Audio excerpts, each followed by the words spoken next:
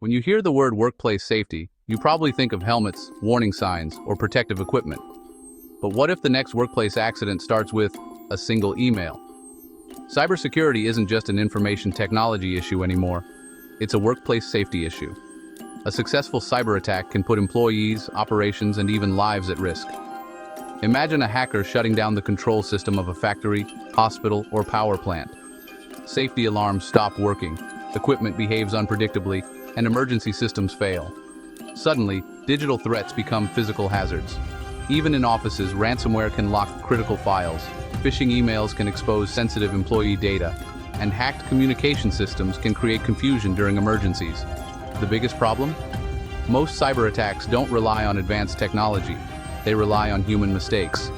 One careless click on a fake link can compromise an entire organization. That's why cybersecurity awareness should be part of every workplace safety program, not just information technology training.